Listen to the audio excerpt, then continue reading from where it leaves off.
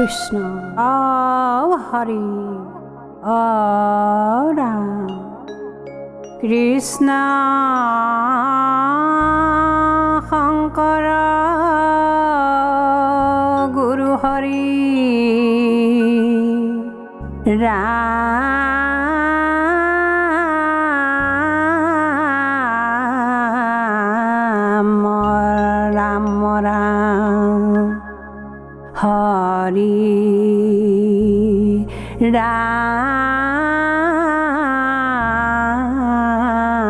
ৰাম ৰাম ৰাম ৰাম কৃষ্ণ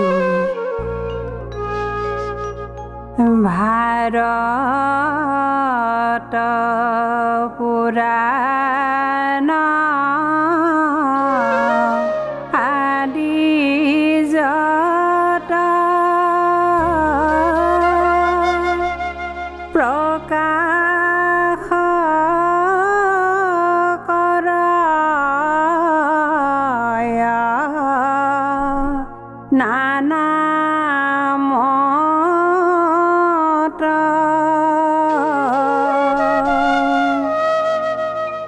যত সাজন খবৰ সভা মধ্যত পৰম আনন্দ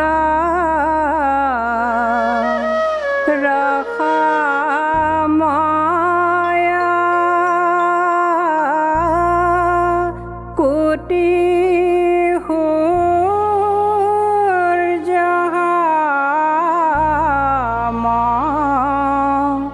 প্ৰকাশ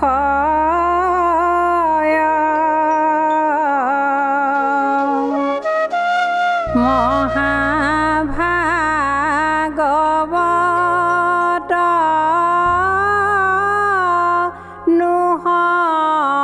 নুহন্ত যাৱে বেকত ৰাম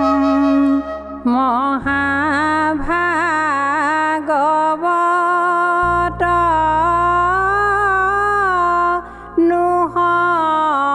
নুহন্ত যাৱে বেকত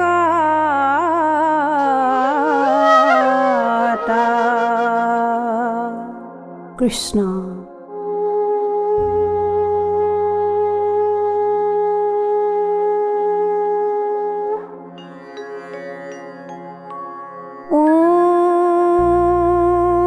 নমো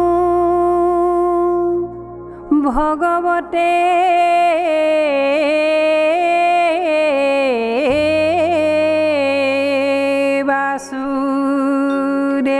বাসুদেৱায় জন্মাদস্য য়তন্নয়াদিৰত স্বাৰ্থে স্বাভিজ্ঞ সৰত তেনে ব্ৰহ্ম হৃদয় আদি কৰয়ে মূৰ্জন্তি য়ৎশ্ৰয় তেজো বাৰি মৃদাং যথা বিনিময়ো যত্ৰ তীৰ্ষৰ গুহাম মিছা ধামনা সেন সদা নিৰস্ত কুহকং সত্যং পৰং ধীমহি ধৰ্ম পূজিত কৈতৱো সত্ৰ পৰম নিৰ্মদ শৰণং সতং বেদ্যং বাস্তৱমত্ৰ বস্তু শিৱৰং তাপত্ৰয়োন্মূলনম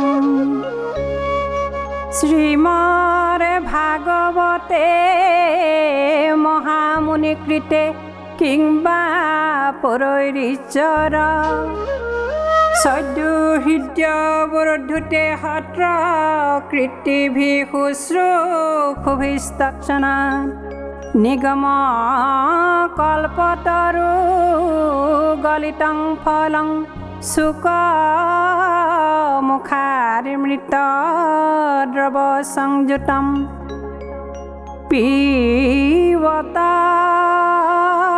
ভাগৱতং ৰসমালয়ং মুহুৰহু ৰসিকা ভুবি ভাবুকা হৰি ৰাম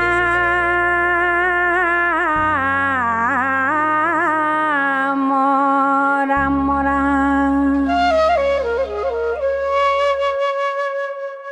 ভাগৱতৰ ষষ্ঠ স্কন্ধ দ্বাদশ অধ্যায় দুলৰী বৃত্তৰ কৃষ্ণস্তুতি। এ ৰাম ইন্দ্ৰ কয়েতে বচন বুলিয়া বৃত্তাসুৰ মহামতি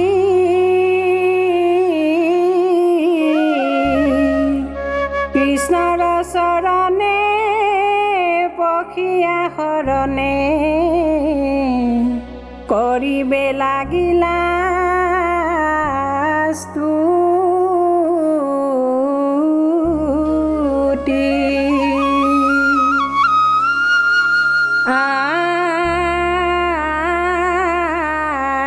নমো নমো কৃষ্ণ জগত ঈশ্বৰ পাপী কৈ উদ্ধাৰা মোক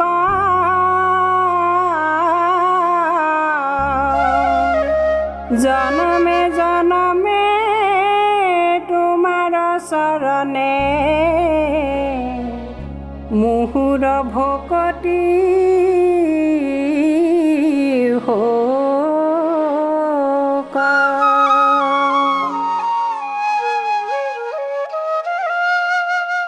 কৃষ্ণ কৃষ্ণ জয় গুৰু শংকৰ।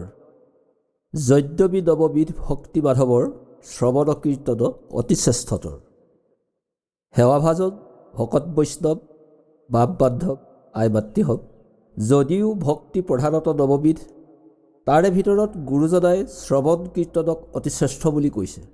শ্ৰৱণ কীৰ্তনৰ ভিতৰত প্ৰথম স্থান পাইছে শ্ৰৱণে, অৰ্থাৎ আপোনা হবে। সেয়ে আমি দ্বিতীয় স্থানৰ পৰা আপোনা হ'বলৈ সশ্ৰদ্ধ সেৱা নিবেদিছোঁ। সেই বা পাই হওক। ভাগৱত শব্দৰ অৰ্থ হৈছে ভাবি জ্ঞান লৈ বিষ্ণু তত্ত্ব আহৰণ কৰি সমস্ত ভূতৰ মংগল কামনা কৰা। সমস্ত ভূত বুলি ক'বলৈ যাওঁতে মাটি, পানী, বায়ু, অগ্নি আৰু আকাশ এই সমস্তকেই বুজোৱা হৈছে। কৃষ্ণই উদ্ধৱক কৈছে, সমস্ত ভূততে ব্যাপী আছো মই হৰি, সবাকো মানিবা তুমি বিষ্ণু বুদ্ধি কৰি। বিষ্ণুময় দেখাৰ উপায় হৈছে সমস্ত ভূতত বিষ্ণু বুদ্ধি দুহে যাৱে, কায় বাক্য মনে অভ্যাস হিবা এহি ভাবে। সকলো প্ৰাণীক দেখি বাহা আত্ম হ'ব, উপায় মধ্যত ইটো অতি মুখ্যতম। সকলো প্ৰাণীকে নিজৰ আত্ম হ'ব দেখিবলৈ ভাগৱতে কৈছে, আৰু উপায় মধ্যত অতি মুখ্য উপায় বুলি কৈছে।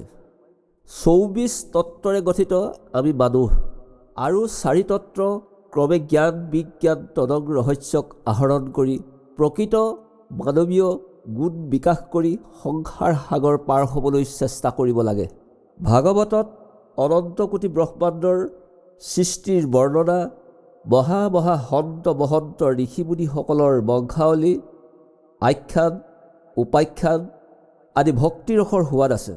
তাৰে আজি ভাগৱতৰ ষষ্ঠ স্কন্ধৰ বৃত্তাসুৰৰ কৃষ্ণস্তুতি ভাগ পাঠ হৈছে। পাঠাচাৰ্য আইগৰাকীয়ে সুন্দৰ পাঠ এভাগ নিৰ্বাচন কৰিছে। বৃত্তাসুৰ আছিল ত্ৰষ্টামুনিৰ পুত্ৰ। ত্ৰষ্টাৰ ডাঙৰ পুত্ৰ বিশ্বৰূপ। এসময়ত বিশ্বৰূপ আছিল দেৱতাসকলৰ গুৰু। তেওঁৰ পৰা নাৰায়ণ কৱচ লৈ দেৱতাসকলে দানৱগণক পৰাজয় কৰিছিল। বিশ্বৰূপ দেৱতাসকলৰ গুৰু আছিল যদিও দানৱসকলৰ লগত গোপন সম্পৰ্ক আছিল। এই কথাৰ উমান পাই ইন্দ্ৰই বিশ্বৰূপক বধ কৰিলে।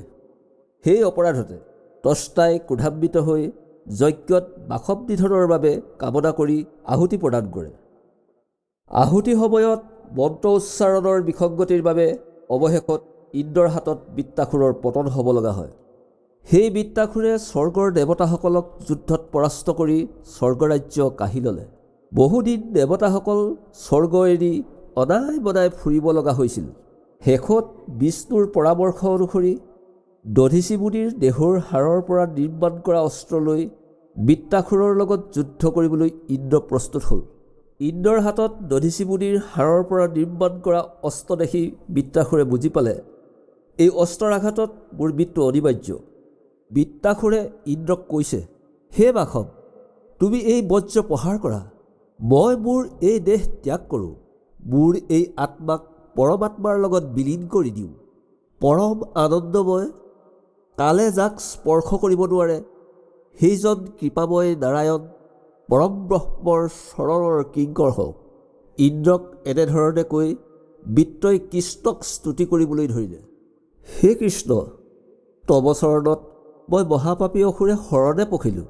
জনমে জনমে মোৰ যেন তোমাৰ চৰণত ৰতি হয়, তব চৰণত যেন জনমে জনমে ভকতি থাকে। এই আশাৰে তেওঁ প্ৰাৰ্থনা জনাইছে। কৃষ্ণ। হে প্ৰাণ হৰি ভকত নিস্তাৰি কৰা মোক পৰিত্ৰাণ, তুমি সকল হৃদয় জন মোৰকে শুনাহি আন। দেৱৰো দেৱতা তুমি পিতা মাতা, গুৰুৰ পৰম গুৰু, জগত মংগল চৰণ কমল,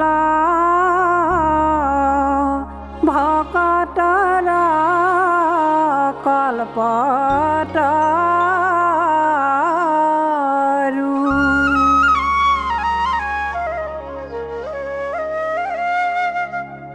কৃষ্ণ। হে প্ৰাণহৰি, তুমি ভকতক নিস্তাৰ কৰা, তুমি সকলোৰে সুহৃদ। মোৰ বাবে তোমাৰ সমান বেলেগ কোনো বন্ধু নাই। তুমি দেৱৰো দেৱতা, তুমি সকলো জীৱৰে পিতা মাতা, তুমি গুৰুৰো গুৰু, পৰম গুৰু, তুমি ভকত বৎসল, তুমি ভকতৰ কল্পতৰু। হে সুধীবৃন্দ, চাওকচোন, বৃত্ৰ এজন অসুৰ, সেয়েহে তেওঁৰ নাম বৃত্তাসুৰ। এজন অসুৰে ভগৱন্তক কেনেদৰে স্তুতি কৰিছে। আমি হবে নিজকে জীৱশ্ৰেষ্ঠ মানুহ বুলি গৌৰৱ কৰোঁ। আমিতো দানৱ নহয়, দৈত্য বা অসুৰ নহয়। তেওঁতো কোনো সাধু সন্ত, গোসাঁই মহন্ত বা কোনো প্ৰশিক্ষণপ্ৰাপ্ত আচাৰ্যৰ ওচৰত শৰণ ভজন লোৱা নাছিল। তেওঁৰ দৰে অসুৰৰ মুখত ভগৱন্তৰ গুণনাম, এয়া জানো আশ্চৰ্য নহয়। আনফালে তেওঁৰ পিতৃত্ৰষ্টা আছিল এজন মহামুনি। তেওঁ যোগ কৰিছিল, অৰ্থাৎ জ্ঞানী আছিল। তেওঁ যজ্ঞ কৰিছিল, অৰ্থাৎ তেওঁ কৰ্মী আছিল। আৰু তেওঁৰ পুত্ৰ বিশ্বৰূপ আছিল দুমুখীয়া নীতি অৱলম্বন কৰা এজন দেৱগুৰু, অৰ্থাৎ আমাৰ দৰে দিনত হ'লে মানৱ আৰু ৰাতি হ'লে দানৱ। গীতাত কৃষ্ণই বিহলীয়া পূজা কৰাসকলক বহু তাচ্ছিল্য ভাষাৰে কৈছে। আৰু ত্ৰষ্টাৰ ফালৰ পৰা চাবলৈ গ'লে তেওঁ জ্ঞানী কৰ্মী আছিল। তেওঁৰ পৰাতো জগতত কোনো ধৰণৰ অথন্তৰ ঘটিব নালাগিছিল। ইয়াৰ পৰা প্ৰমাণ হৈছে যে জ্ঞানীটো কৰ্মীটো কৰি ভকতিহে শ্ৰেষ্ঠ। কৃষ্ণ। এই নাম কোটি কোটি জাগ যুগতি থস্নানে, তাৰিতে জাকন পাৰে, নাহিকে উদ্ধাৰ যিটো পাতকীৰ তাকোতো জোনামে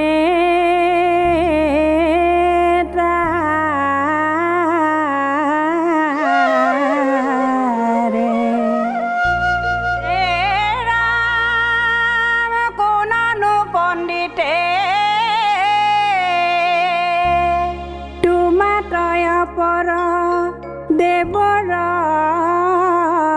জখব খানে যাৰ এক নামে জগত নিস্তাৰে তাংক এৰিয়া